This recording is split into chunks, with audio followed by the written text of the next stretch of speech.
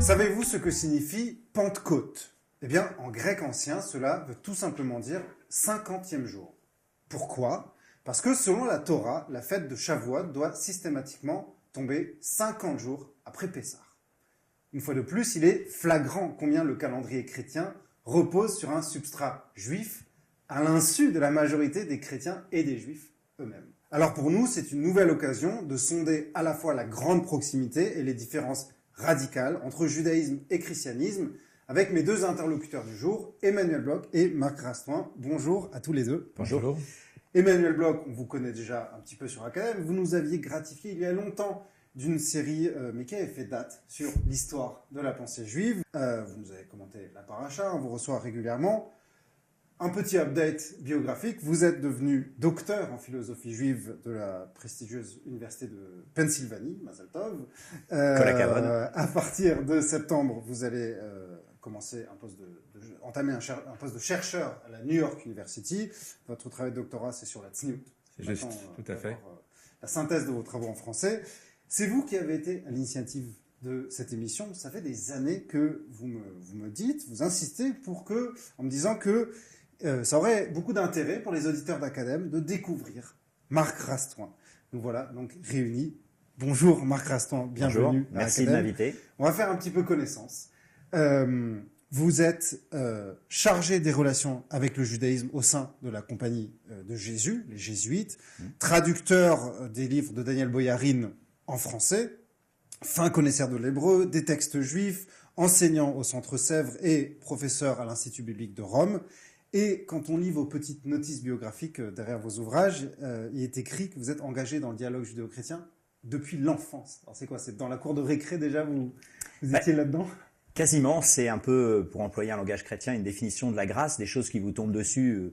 Il se trouve que on a bénéficié, ma sœur et moi, ma sœur qui est encore plus compétente en hébreu que moi, d'un curé de paroisse près de Coubertin, là, près du stade du Parc des Princes, d'un prêtre de Vendée qui était un très grand linguiste qui avait appris l'hébreu, l'araméen, le sanskrit, et il avait un catéchisme très biblique et il a proposé une année, moi je finissais la 6e, d'apprendre l'hébreu pour lire la Bible en hébreu. Et pendant 3-4 ans, monsieur le père André Pio, Zichrono Livracha, il est mort maintenant en 85, et on a été 15 sur les 45, je pense, à dire pourquoi pas. Et pendant 3-4 ans, je pensais que tous les petits catholiques apprenaient l'hébreu à la paroisse, parce qu'après tout, le Torah est en hébreu, ça paraissait logique. Donc, j'ai mis quelques années à comprendre que c'était pas si ordinaire. Et du coup, mon expérience religieuse personnelle, elle est née dans le contexte de la lecture des Écritures, Ruth, Samuel. Et Rachi, évidemment, donc découvrir l'importance des commentateurs. Même la tradition rabbinique, alors. Voilà, on lisait un peu avec les commentaires. Voilà, c'est ça. Et du coup, un peu mon maître, j'aime à dire, parce que j'ai fait mal d'édition avec lui, c'est Armand Abécassi, qui en session est prodigieux, si vous connaissez sa vivacité et son humour. Et puis donc les week-ends, donc session d'Avar, week-end jeune juif, jeune chrétien. Donc c'était mon bain naturel, pendant. Mais vous avez quand même grandi dans une famille chrétienne et religieuse déjà. C'est ça. On était une famille catholique pratiquante et donc on faisait 1 heure d'hébreu puis on avait la messe. Donc, mais c'était intégré, c'était un concept global. C'est quand même assez rare dans le monde. Complètement, je reconnais. Il y a votre mère aussi qui a joué un rôle important. Voilà. Alors ma mère a été en rupture profonde avec le catholicisme préconciliaire qu'elle avait. Préconciliaire, c'est-à-dire avant le Concile Vatican II, avant 1965. Et elle a fait un retour à la foi chrétienne qui a été où des auteurs d'origine juive ont été très importants, comme Edith Stein. Elle a beaucoup lu Walter Benjamin, Gershom Scholem. Lévinas, c'est vraiment, moi j'ai fait tout mon premier cycle avec Lévinas. J'ai fait avec Emmanuel Lévinas Non, chez les jésuites. Enfin, j'ai beaucoup travaillé Lévinas. D'accord. Et voilà, donc c'est un peu mon bain naturel, on va dire. C'est intéressant parce que quand on s'informe sur vous, quand on se documente, on voit toujours passionné de judaïsme, d'hébreu, de religion juive. Puis le petit juif qui est en moi, il se dit mais en fait, à un moment donné, vous avez peut-être pensé à devenir juif? Pas vraiment, pour être honnête, mais c'est vrai que j'ai des réactions, je sens souvent les réactions de la communauté. Par exemple, quand il y a eu un assassinat et qu'il y a eu une manifestation dans Paris, moi j'aurais envie que les évêques fassent une déclaration immédiate de soutien. Quand il y a eu Shalom à Galil en 82, bon alors j'ai une phase ultra sioniste. compte tenu de ce qui s'est passé depuis 20 ans, je le suis un peu moins. Mais enfin, j'écrivais Vive Ariel Sharon sur les murs de mon lycée. Enfin, je me sentais très en connivence, on va dire, avec la communauté, quoi. Une proximité au peuple juif. Une proximité, alors, voilà, au peuple juif et au peuple. et au peuple. Voilà, exactement. C'était pas que livresque. J'ai toujours trouvé l'exégèse juive, pour être honnête, plus intéressante que l'exégèse chrétienne. Alors, les seules exceptions que j'avais trouvées, c'était Paul Beauchamp, qui a été aussi mon maître au Centre Sèvres, l'un et l'autre Testament, qui a participé, qui était l'un des premiers intellectuels à participer au colloque des intellectuels juifs de langue française. Il a été invité dès la fin des années 60, donc fin connaisseur aussi de la tradition juive. Mais sinon, voilà, par exemple, actuellement, comme je te disais juste avant, je suis en train de découvrir les bouquins du Rav David Forman. J'adore. Enfin, je veux dire, là, je me sens dans mon élément. Mais ce qui fait que finalement vous êtes toujours resté chrétien, c'est une foi profonde en Jésus. Jésus. Ouais, Jésus vraiment très juif, mais je pense que Jésus est très juif. Ça vous y insistez n'a beaucoup. N'a pas fondé une religion, voilà, était un juif pratiquant et porte un projet où les chrétiens ont du mal à être à la hauteur, au fond, du projet messianique de Jésus. Mais sur quel point est-ce que Jésus quitte, ou ce qu'on a fait de Jésus a posteriori, quitte alors la voie juive? Jésus, il n'a jamais quitté. Hein. Je pense qu'on peut être tout à fait certain de ça. En quoi est-ce que vous n'êtes pas juif, j'ai envie de vous dire? La vision, c'est très basé sur Isaïe et les prophètes. C'est-à-dire que le moment est venu où l'Esprit Saint est donné aux goïms. Donc c'est ça le point clé, c'est l'intégration des goïms vraiment dans le mécanisme de l'alliance, dans l'entrée dans l'alliance. Alors simplement, au départ, c'est évidemment dans le respect de l'identité juive des disciples juifs de Jésus. Et malheureusement, dans l'histoire, après, voilà, c'est devenu, entre guillemets, une autre religion, avec ses autres rites, et on comprend plus qu'il y a, je sais pas, on va à la FNAC, et puis il y a le rayon islam, le rayon bouddhisme, le rayon christianisme, le rayon judaïsme, une religion, un isme. Mais Daniel Boyarin vous dirait que le judaïsme n'est pas d'abord un isme non plus, c'est pas un isme, c'est une communauté, une famille, un peuple. Alors, je me tourne vers vous, Emmanuel Bloch. C'est vrai que c'est très important de connaître les points communs initiaux entre judaïsme et christianisme, cette branche commune. Mais ça ne nous oblige pas non plus à oblitérer les lignes de fracture essentielles. L'amitié, c'est aussi ça. Quel intérêt pour vous, vous êtes un juif, orthodoxe, je ne sais pas, mais je ne sais pas ce que ça veut dire, mais pratiquant. Qui garde les mitzvot. Qui garde les mitzvot, voilà. Quel intérêt pour vous d'avoir ce dialogue avec Marc Rastoin, de vous intéresser aux textes chrétiens? Je pense qu'il y a plusieurs intérêts au dialogue interreligieux. Mais je pense que au-delà de l'amitié et de l'enrichissement personnel et de savoir vivre ensemble dans une société, je crois, ma thèse personnelle, c'est que le dialogue interreligieux est l'un des enjeux fondamentaux du XXIe siècle. Et pour expliquer ça, je pense qu'il faut comprendre qu'il y avait une certaine vision de la modernité qui nous a accompagnés depuis le XVIIIe, XIXe siècle. Et à mon sens, cette vision de la modernité est en train de mourir, ou elle agonise, en train de mourir devant nos yeux. À savoir alors, la modernité comme la création dans la société d'une espèce de sphère neutre, un endroit dans lequel on agit et on interagit avec autrui, non pas en tant que juif, chrétien, musulman, mais en tant qu'individu. C'est la promesse qui a tiré les juifs du ghetto. Le fait qu'on puisse être allemand ou français et que le judaïsme ou le christianisme se vit à l'intérieur, ça c'était une certaine vision de la modernité telle que nous accompagnait. Et encore, juif à la maison et homme à l'extérieur. Et pour beaucoup de gens, c'était très important. Et encore dans les années 90, je sais que je lis par exemple un sociologue comme Gauchet qui écrit que lui, il voit les conflits entre religion et société, les conflits, la place de la religion dans la société, comme un reliquat du passé. Il présente, je ne sais pas ce que Marc en pense, le christianisme comme la religion de la sortie. Voilà, exactement. Et l'idée étant de dire que la religion doit cesser de devenir un principe d'organisation, un principe de légitimité dans la société. Or, en 2020 ou 2023, il me semble que cette vision est complètement insoutenable et qu'on passe aujourd'hui dans une société post-laïque. L'expression n'est pas de moi, je l'ai trouvée chez Habermas par exemple. Société post-laïque, ça veut dire que la religion retrouve une place dans la sphère publique. Et je pense que l'Occident a été réveillé notamment par le 11 septembre, les attentats, et tout d'un coup, le fait que l'islam, ou le fait qu'on puisse tuer au nom d'une religion, et que l'islam politique se réinvite sur la place publique, a secoué, a fait trembler sur ses bases une société américaine fondée sur une certaine morale protestante, et tout d'un coup nous a forcé à revisiter cette idée. Et il me semble que dans le monde interconnecté, global, village global dans lequel on vit, la religion se réinvite dans la sphère publique. Si je m'adresse plus à l'individu Emmanuel Bloch, en tant que juif religieux, est-ce que ça pose pas un problème halachique de lire les Sifrei Chitzonim, c'est-à-dire les lectures extérieures, les évangiles, de se plonger dans la tradition chrétienne? Si je me fais l'écho d'un argument émanant souvent du monde religieux, est-ce que vous n'avez pas peur d'être tenté? Je suis sûr qu'il y a des gens qui me critiqueront. Maintenant, personnellement, non. Je pense que le risque que je me convertisse au christianisme ou que d'autres personnes se convertissent est extrêmement faible.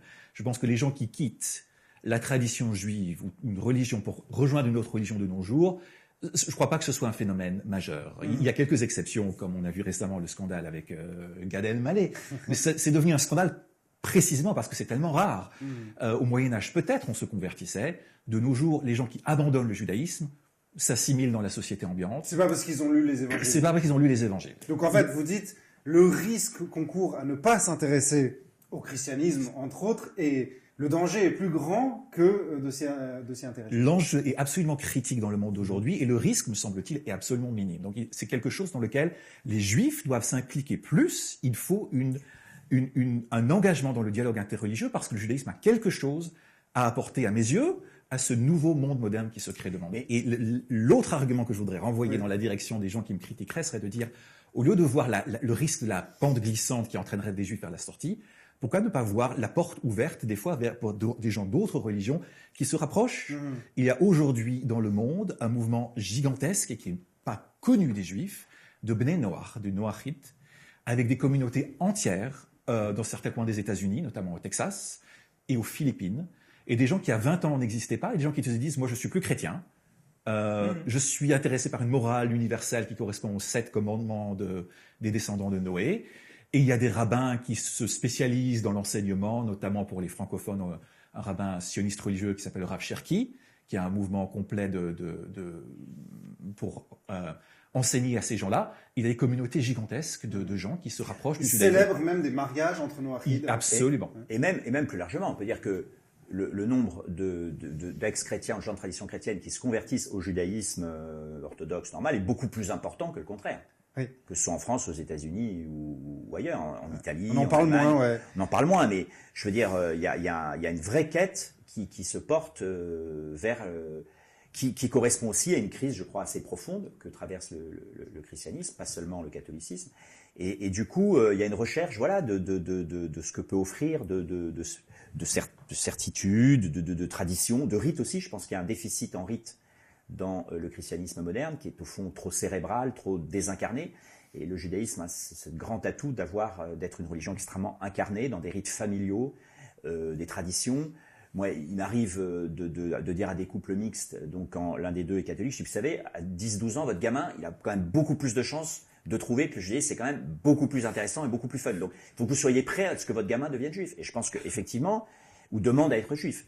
Je pense que la balance pense plutôt de ce côté-là. Alors, chez les Juifs, on est toujours un peu ambivalent par rapport à l'intérêt qu'on peut porter de l'extérieur au judaïsme. Alors, on se plaint d'être persécuté, mais on n'aime pas trop non plus qu'on s'intéresse de trop près à nous. Je vais mettre les pieds dans les plats, pieds dans le plat, Marc Rastoin. Est-ce que vous êtes dans une démarche prosélyte? Est-ce que vous aussi, vous voulez rapprocher non, pas du les tout. autres, y compris les Juifs, à la foi chrétienne? Non, ça n'a jamais été mon attitude. Non, ma préoccupation de fond, c'est faire comprendre aux chrétiens, à mes coreligionnaires, que mieux connaître le judaïsme, respecter le judaïsme, c'est fondamental. Alors, j'avais ce titre-là suite à une conférence qui a eu lieu la semaine dernière au Centre Sèvres avec le rabbin Pauline Beb. Comment le maintien vivant d'Israël, de la tradition vivante d'Israël, est fondamentalement une bonne nouvelle pour les chrétiens. Nous croyons que ça vient de Dieu, voilà, qu'Israël restera jusqu'à la fin des temps. Plus Israël est vivant, et vivant comme communauté croyante, plus c'est une bonne nouvelle pour nous. Voilà. Il n'y a pas de perspective de conversion collective du peuple juif. Et alors, je vais même aller plus loin. Je déduis pas ça de mes petites idées personnelles. Sous la douche, le matin, je me suis réveillé, je me suis dit, tiens. Non, je pense que c'est la lecture de Romains, chapitre 9, 10 et 11, de la lettre aux Romains de Paul. Donc, un texte incroyable qui a été complètement passé sous silence depuis 1700 ans. Et qui dit, voilà, Israël restera jusqu'à la fin des temps, à la fin tout Israël sera sauvé, et qui dit fondamentalement aux pagano-chrétiens, ne faites pas les fiers, ne jugez pas, soyez humbles et aimez Israël. Quand Paul commence en Romains 9, il dit, je prie tous les jours pour les Israélites, pour mes frères, selon la chair, katasarka, à qui appartiennent les patriarches, la filiation, qui est la grande identité pour Paul, les patriarches, les prophètes, etc., le Messie. Donc il y a un amour d'Israël. Enfin voilà, moi ce que j'aimerais, c'est que petit à petit, il y a un amour d'Israël. Désintéressé. Un Havat Israël. En tant que tel. Exactement, un Havat Israël. Au sens de la Havat Israël qu'il y a dans la communauté. Tu as des différences, mais c'est Havat Israël qui existe dans le monde chrétien, en tout cas catholique. Est-ce qu'on peut aller aussi loin du point de vue juif? Alors, il me semble qu'il y a un énorme travail à faire qui commence à se faire de ce que j'appelle créer une théologie juive des autres religions. Comment est-ce qu'on appréhende les autres religions d'un point de vue interne juif? Il y a plusieurs manières de le faire, mais il y a énormément de réflexions qui est menée actuellement par certains penseurs. De manière générale, moi, ce qui m'aide à réfléchir à ça, c'est le travail d'un philosophe chrétien qui s'appelle Alan Race. Je pense que les chrétiens ont de l'avance sur nous. Ça, c'est la fleur. Après, j'ai une peau de banane. Mais il a distingué 4 manières d'envisager le rapport à autrui quand on est religieux. Ce qu'il appelle, j'en oublie pas un, l'exclusivisme, le pluralisme, l'inclusivisme et l'universalisme. Exclusivisme, c'est quand on pense que ma religion a raison. C'est moi qui ai toute la vérité. Ma tradition religieuse épuise le rapport au transcendant et les autres n'ont rien, ils se trompent. On a des textes juifs qui disent, oui, ben voilà, des textes dans le traité de Sanhedrin qui disent que Jésus était un imposteur, on a tout ça. Une grande partie de la tradition kabbalistique dit, c'est nous qui avons raison, les autres ont tort. Le pluralisme, c'est l'inverse. C'est de dire, aucune tradition n'a accès à toute la vérité, chacune a une parcelle, chacune a un côté, mais le transcendant dépasse la capacité d'une tradition religieuse de l'appréhender. Et vous êtes où, là? Ça, c'est moi. Et les deux autres, l'inclusivisme est de dire, nous, on a raison, mais les autres ont un petit aspect. Il y a beaucoup de penseurs juifs au Moyen-Âge qui diraient... strapontin. Voilà, finalement, le christianisme et l'islam propagent le monothéisme, c'est la bien. question du Meiri. Voilà. Et il m'en manque un. L'universalisme serait de dire, on arrive tous au même endroit. Et là, il y a des philosophes médiévaux qui pensaient qu'on arrivait tous à une certaine vérité, mais chacun par son chemin. Le pluralisme... Comme Rosenzweig, un peu les deux registres de vérité. Voilà, exactement. Et la peau de banane? La peau de banane. Alors, ce qui est intéressant, c'est, je pense que le catholicisme est passé, sur les quelques dernières décennies, de l'exclusivisme, de dire que, hors de l'Église, point de salut, à une espèce de position plus ouverte. Mais il y a des textes, quand on lit... Jean 14,6 qui dit « Or, nul ne revient au Père seulement par moi ». Il y a des textes chrétiens qui sont extrêmement exclusifs. Bien sûr, bien sûr. Comment est-ce qu'on peut les lire de manière à faire de la place au judaïsme? C'était la question que j'aurais voulu poser. Déjà, moi je distinguerais, il y a la théologie des religions. Mais pour nous, enfin là je suis vraiment à la fois le Vatican II et Jean-Paul II, etc., nous n'avons pas, avec le judaïsme, la même religion qu'avec les autres religions. Jésus était juif. Une fois de plus, il ne dit pas bouddhiste ou je ne sais quoi. Donc comment, au fond, le challenge, c'est comment avoir une vision vraiment respectueuse, non seulement du judaïsme en tant que tel, mais pas de le figer dans le passé, du judaïsme qui s'est développé jusqu'à aujourd'hui et qui a des richesses à nous apporter. Là, il y a quand même un document du Vatican en 98 ou 2000 qui a dit « La lecture juive des Écritures, même après Christ, nous apporte quelque chose. Elle est légitime, elle est intéressante. » Ça, c'est un petit peu la nouveauté depuis qu'on sait. C'est pas justement les Juifs du temps de Jésus, etc. Mais qu'est-ce que vous faites avec le texte qu'apporte Emmanuel Bloch? Alors après, la question, on a les mêmes débats. En fait, on trouve la même diversité de positions théologiques, y compris dans une église aussi structurée et monolithique que l'église catholique, qui n'est pas si monolithique que ça quand on regarde de près, qui a l'avantage de maintenir quand même dans un seul corps des positions assez différentes. Donc, de fait, ce que je veux dire par là, c'est qu'il y a un accès au plan de Dieu, à la grâce de Dieu, à l'élection de Dieu avec le judaïsme, qui est unique. Donc, c'est pour ça qu'au Vatican, la relation avec le judaïsme, alors justement, ça peut faire grincer des dents, mais c'est théologiquement très important.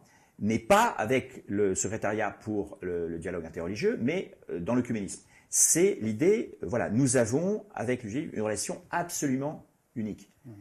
Voilà, qu'on a longtemps pensé dans une espèce de compétition biblique, et il s'agit maintenant d'entrer dans l'esprit de Romains 9 à 11 et de ce que Vatican II essaie de dire, les dons et l'appel de Dieu sont sans repentance, c'est-à-dire une vision respectueuse, mais non pas simplement parce que c'est bien. Sans condescendance, en fait. Voilà, sans condescendance, mais parce que Dieu le veut. C'est-à-dire d'entrer dans... question, Emmanuel Bloch? Je crois que oui, effectivement, on a des discussions qui sont similaires. Et donc, nous, on a des livres de nos jours, comme en français, on a le livre du grand rabbin Gilles Bernheim, le rabbin et le cardinal. Et en anglais, l'un des livres qui m'a le plus inspiré est celui du grand rabbin Sachs, qui est décédé il y a quelques années, qui était grand rabbin d'Angleterre. Oui, Jonathan Sachs. Voilà, Dignity of du Difference. Commonwealth. Et du Commonwealth, et grand rabbin du monde. Enfin, il a une stature mondiale. Et qui, Voilà. donc des penseurs contemporains qui réfléchissent en des termes pluralistes. Tout ce qu'on vient de dire va se cristalliser dans Shavuot versus Pentecôte. Justement, cette question de la capacité à intégrer, ouvrir les portes d'une religion, d'un ordre, peu importe, elle est cruciale à Shavuot. Shavuot, traditionnellement, c'est la commémoration, la réactualisation du don de la Torah.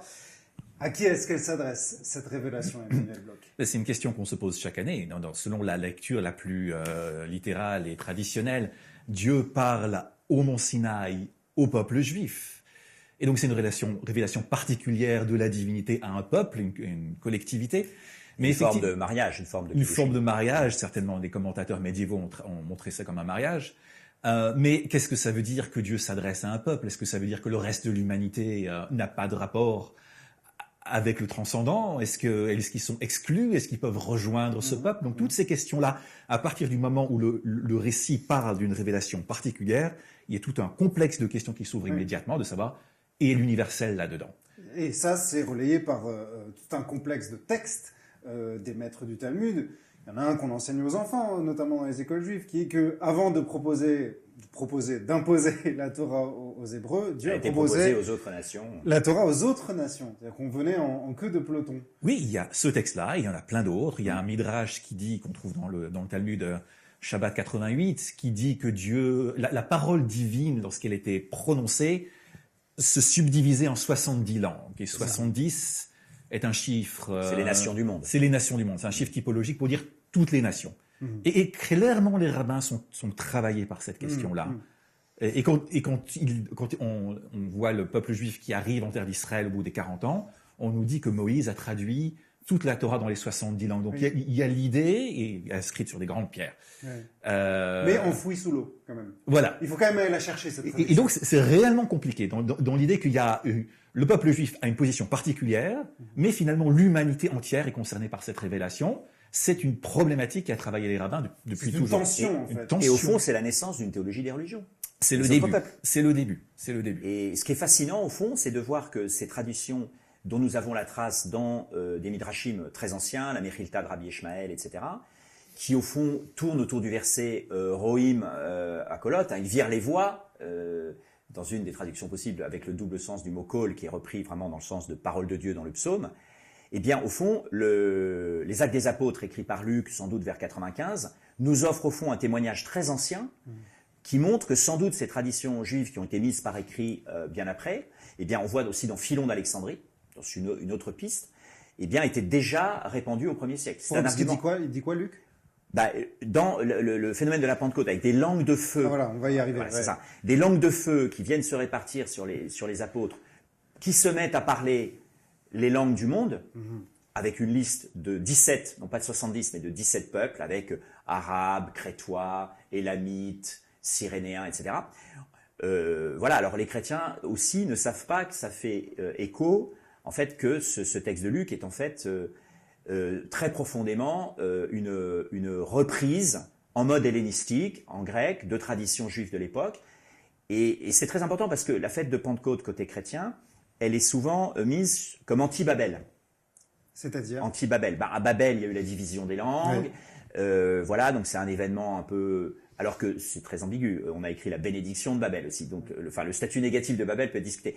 Mais disons, en tout cas, souvent dans les homélies, on dit c'est l'anti-Babel. Le tikkun de Babel. Le tikkun de Babel, exactement. Maintenant, tout le monde... Alors, c'est pas par la même langue, mais tout le monde se comprend. Chacun parle sa langue et tout le monde se comprend. En tout cas, le message de Dieu est annoncé dans différentes langues et chacun comprend. Et en fait, ce qu'on comprend depuis quelques dizaines d'années qu'on retravaille ça, c'est qu'au fond, la Pentecôte de Luc, c'est plutôt un écho au Sinaï.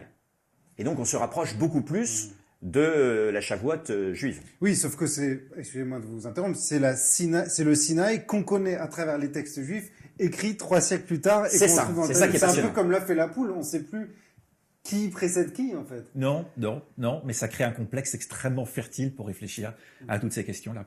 Il est quand même probable que c'est pas Luc qui a inventé ça. C'est plutôt Luc qui ça devait être dans l'air du temps, enfin des maîtres qui connaissaient ces traditions sur voir les voix, sur les langues, sur le rapport aux 70 nations.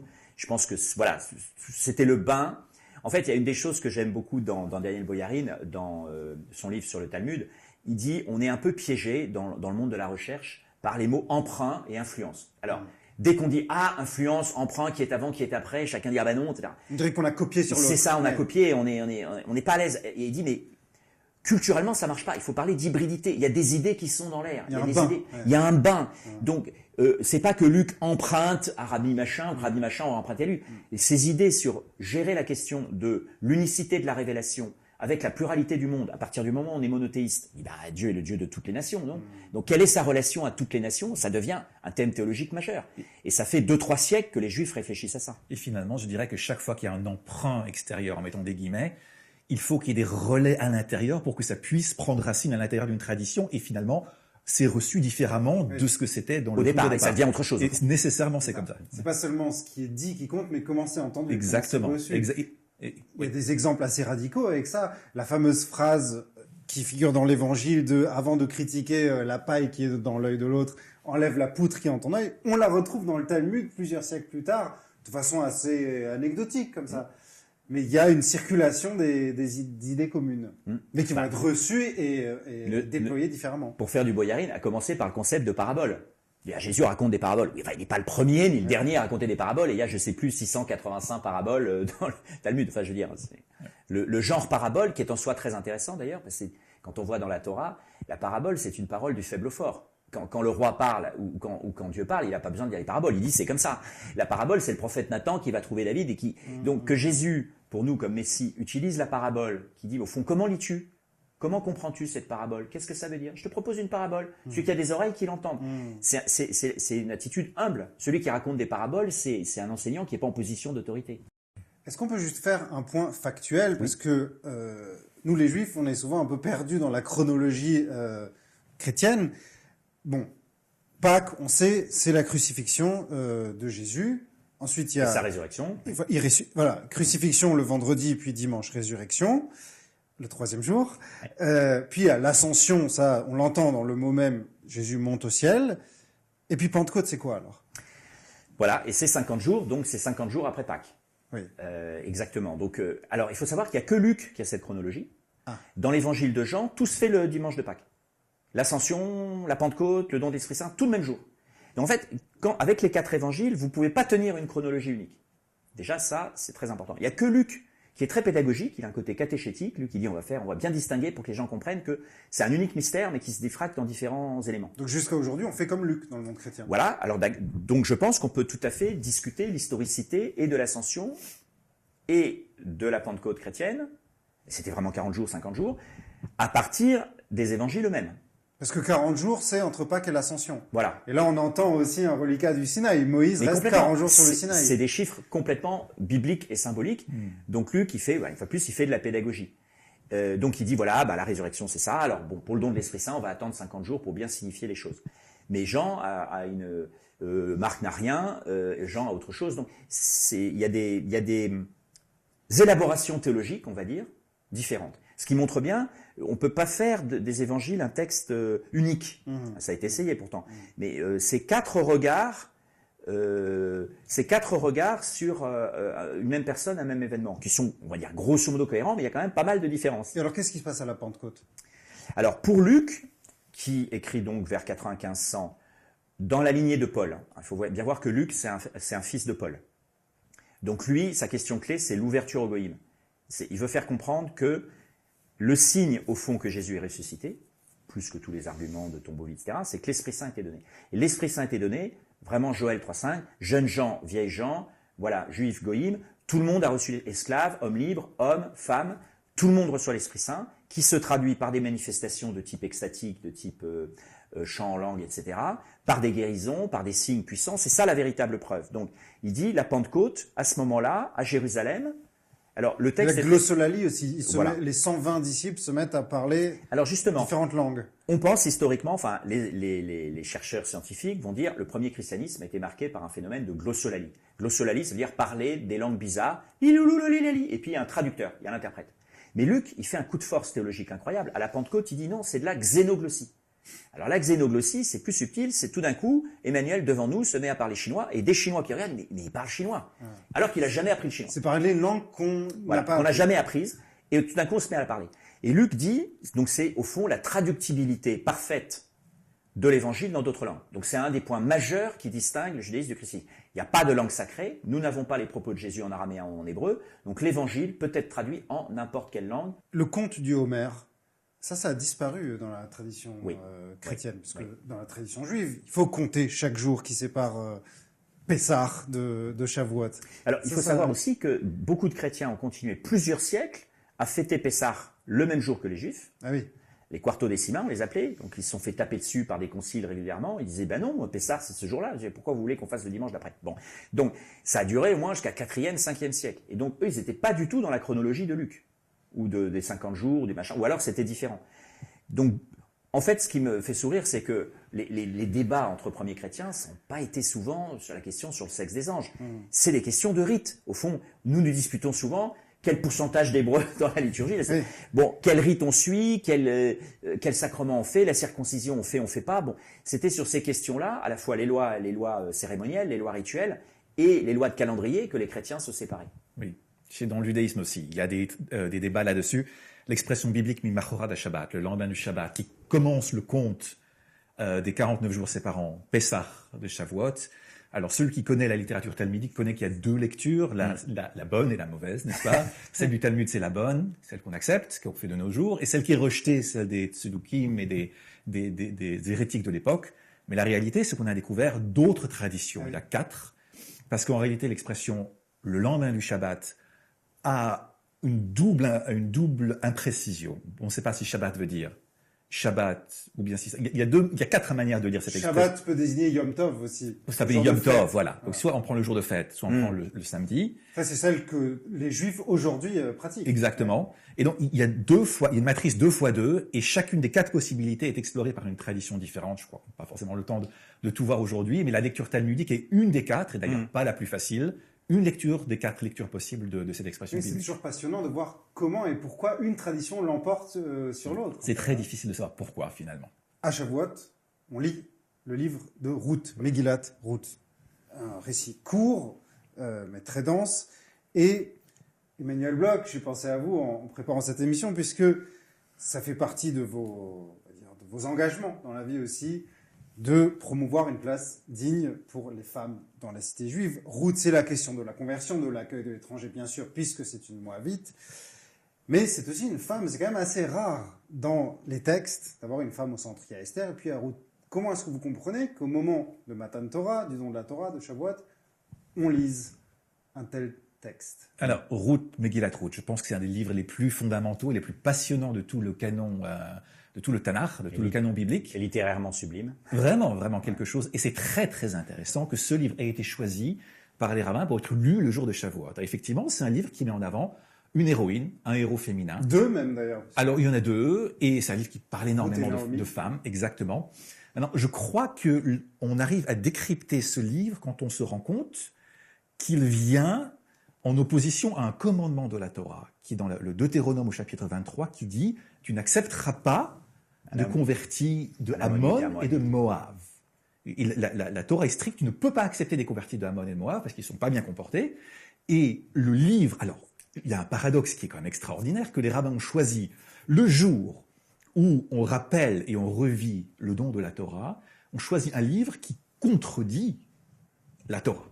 Puisqu'on voit que dans le livre de Ruth, une convertie de Moab se joint au peuple juif. Il y a clairement quelque chose de délibéré. Dans cette inclusion, la Mishnah essaye de réconcilier en disant c'est que les convertis masculins qui peuvent pas venir, les femmes ont le droit de se convertir, Moabi, velo Moabite, mais c'est pas du tout évident de faire cette lecture rabbinique, puisque, on en parlait tout à l'heure, dans le livre de Néhémie au chapitre 13, on voit qu'il y a des femmes et des hommes qui se convertissaient de Moab. Ah oui. Et donc, il y a clairement... dans le livre de Néhémie, on voit qu'il y a des femmes moabites qui se sont jointes au peuple, et Néhémie et Ezra demandent de les renvoyer. Renvoyez-les. Ah oui. Et donc, le fait que des femmes moabites se soient jointes a été perçu comme très problématique. Et donc, Donc Ruth, c'est vraiment révolutionnaire. Ruth est vraiment révolutionnaire, et on voit, alors il y a plusieurs manières de lire ça. Une manière de lire Je peux proposer 2 lectures, mais une manière de lire est de dire qu'il y a clairement une question de savoir quel est le rapport à l'étranger. 2 lectures, et finalement, dans la Bible, on trouve une caractéristique qu'on associe souvent à la lecture rabbinique, qui est la plurivocalité, qu'il y a différentes manières d'aborder une question comme celle du rapport à l'étranger. On a un texte qui dit absolument pas à l'étranger, il faut qu'on fasse attention. Il y a des gens qui ne doivent pas rentrer chez nous. Alors que le livre de Ruth qu'on lit à Shavuot dit non, on va accueillir l'étranger, ils peuvent nous rejoindre. Ça, c'est une manière de le voir. Il y a une manière que je trouve encore plus intéressante, qui est de dire que finalement, ce qui était rejeté quand on lit bien le livre de Néhémie, c'est pas tellement le fait qu'il y ait des convertis de Moab. Ce qui est rejeté, c'est que c'est des gens qui ne s'intégraient pas. C'est des gens qui ne rejetaient pas leur culture, qui conservaient leurs mœurs, au lieu de rejoindre la communauté des exilés qui essayaient de reconstruire un temple. C'était des maranes. C'était des gens qui ne rejoignaient pas la collectivité. Et Ruth, à l'opposé, dit « Ton peuple sera mon peuple, ton Dieu sera mon Dieu ». Et la différence entre les 2 textes est la question de savoir dans quelle mesure celui qui rejoint le peuple juif est prêt à accepter le contrat social. J'arrête ça tout de suite. Et c'est très intéressant, je pense, et c'est pas fortuit que l'exemple de la bonne intégration soit présenté via une femme, donc une espèce d'évolution de la vision qui était celle de la Torah, celle du Deutéronome et de Néhémie, qui est présentée dans le livre de Ruth sous des traits complètement différents. C'est ce livre qu'on lit à Shavuot. Oui, je rejoins tout à fait. Alors, il y a la question de l'étranger et la question de la conversion. Et je pense, je reprends un peu les hypothèses de Thomas Römer, quand il dit, au fond, au retour d'exil, c'est quand même le retour d'exil essentiellement de la galoute babylonienne. Quid des Égyptiens? Après tout, Jérémie partait en Égypte. Et il montre qu'il y a eu une sorte de même qu'il y a eu un compromis fondamental entre l'école sacerdotale et l'école deutéronomiste, on garde les 2 traditions, il y a eu un compromis fondamental entre la ligne babylonienne, effectivement plutôt sur le Yérous, sur le sang, et les Égyptiens, qui écrivent le roman de Joseph, qui dit, mais Joseph, il a épousé la fille d'un prêtre d'Égypte. Ephraïm et Manassé, je veux dire, c'est bon, ils sont cachés, ils sont bons. Donc, si la personne se convertit vraiment, il n'y a pas de problème. Donc, arrêtez de nous embêter avec ces histoires de mariage mixte, du moment que les enfants sont de bons juifs. Donc, la logique est d'abord religieuse. Alors, ce qui est passionnant, c'est de voir qu'au 1er siècle, on a un témoignage actuellement qui est très travaillé depuis une vingtaine d'années, c'est le roman de Joseph et Aséneth, qui est un texte, donc un roman juif. Asnath, c'est la femme de Joseph. Voilà, donc, mais ça c'est un texte du 1er siècle. Oui, oui, oui. Donc on a comment se convertissait une Égyptienne au judaïsme dans les années 50 du 1er siècle. Donc c'est absolument passionnant, parce qu'on voit aussi le parallèle de vocabulaire avec un certain langage chrétien sur la nouvelle vie, etc. etc. Et donc je trouve ça très intéressant qu'effectivement les auteurs de Ruth, ils vont frontalement contre cette affaire de la Torah. Et Joseph aussi va assez loin pour dire, voilà, non, anticipant puisqu'on est vraiment dans Bereshit, là, donc ça anticipe encore l'affaire. Et puis pour revenir à Ruth, c'est assez beau, on peut tresser une couronne au rabbin quand même, là, c'est qu'on dit souvent, c'est très patriarcal, très androcentré, etc. Mais les 5 rouleaux, au fond, les 5 rouleaux, c'est une thèse qui gagne du terrain maintenant, sont tous plus ou moins associés à des femmes. Ou en tout cas, par exemple, dans le Cantique, c'est la femme qui parle quasiment plus. Aujourd'hui, la thèse que le Cantique a été écrit par une femme gagne du terrain. Donc, évidemment Ruth, évidemment Esther.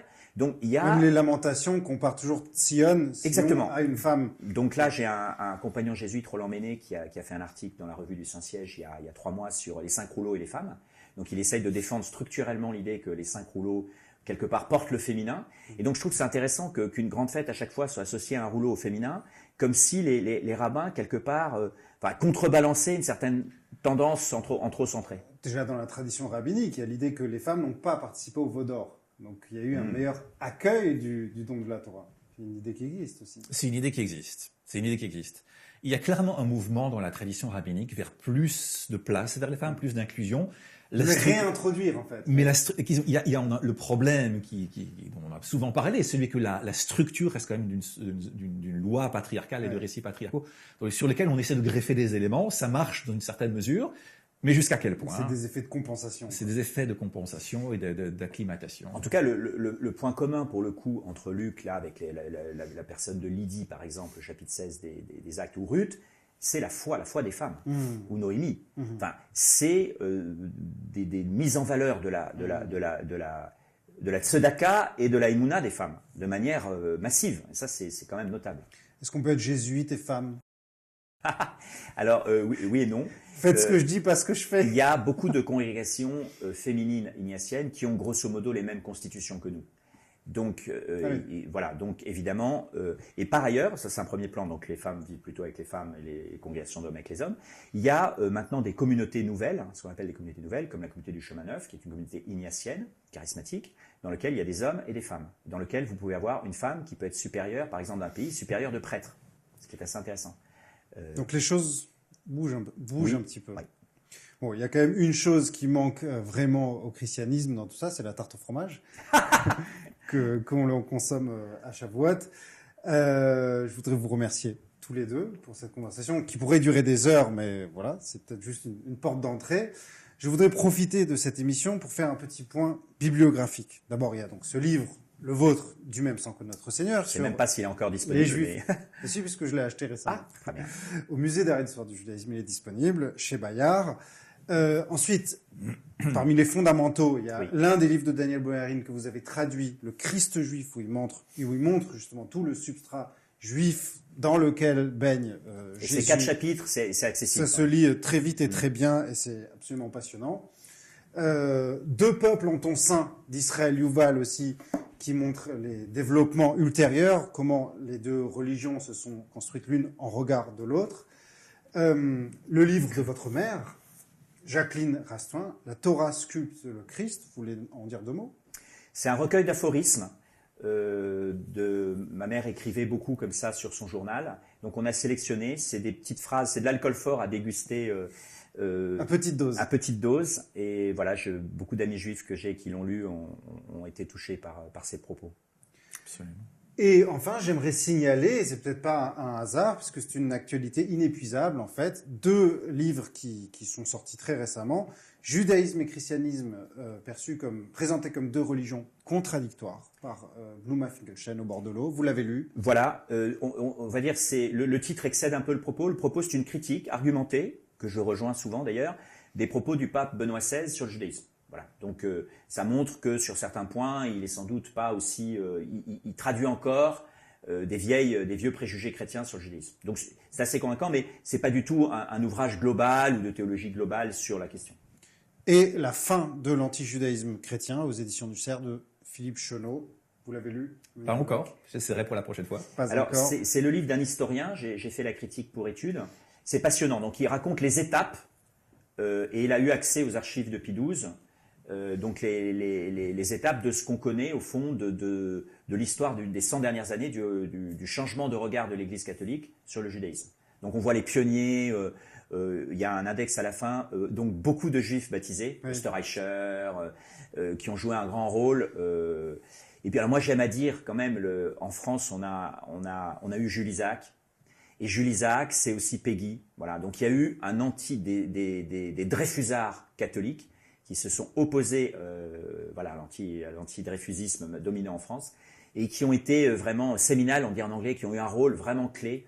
Et j'aime beaucoup cette idée des amitiés. Voilà, Charles Péguy et Bernard Lazare. Hein. Il disait ce juif ruisselant de la parole de Dieu. Donc Péguy était très touché par Bernard Lazare. Et puis ça arrive à Jules Isaac. Et c'est un homme qui va trouver, qui ose aller trouver le pape et qui dit il y a un problème, il faut que ça change.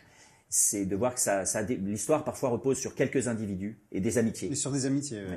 Merci beaucoup à tous les deux.